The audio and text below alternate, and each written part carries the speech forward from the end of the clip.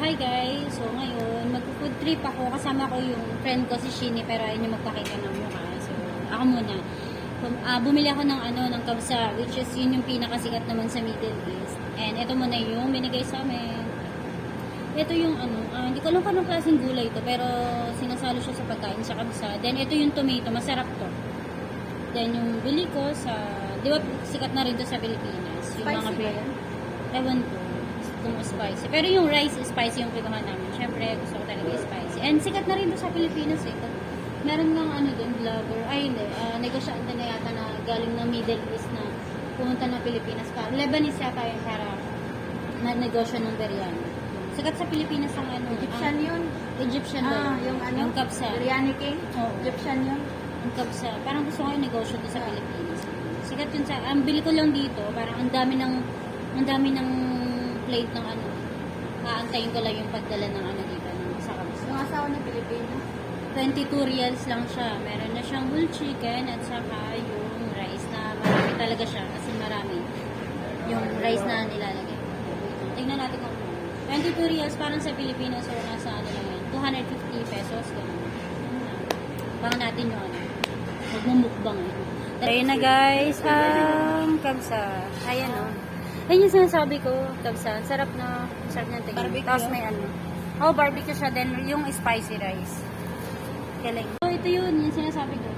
Di ba, yung kabsa, 22 reals lang, 250 pesos. So, ginamit ako na may raisins, carrots, at saka yung barbecue na chicken. Sarap Good nito. for 3 person na nga, di ba? Oo, good for 3 person na to. Yung 250 pesos to sa Pilas. Kinonvert ko lang, pero 22 reals siya. Sarap na ito. Ay, hindi ako magsasawa sa kabsa. Ito yung may miss ko kunyari pag umuwi ako nag-forget ako sa Pilipinas. Pag negosyo ka nito? Yes. Maganda yung negosyo to sa Pilipinas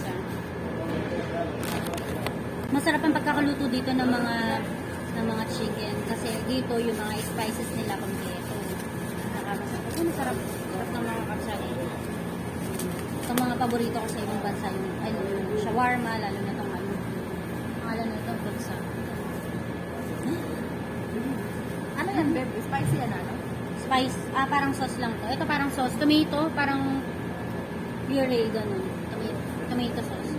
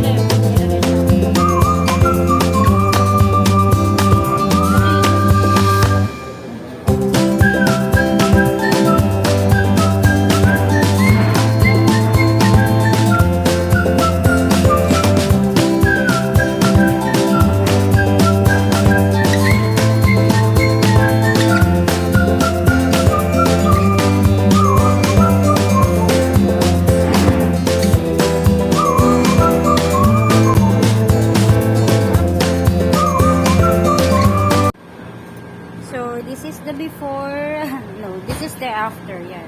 Hindi namin masyado naubos, pero busog naman kami.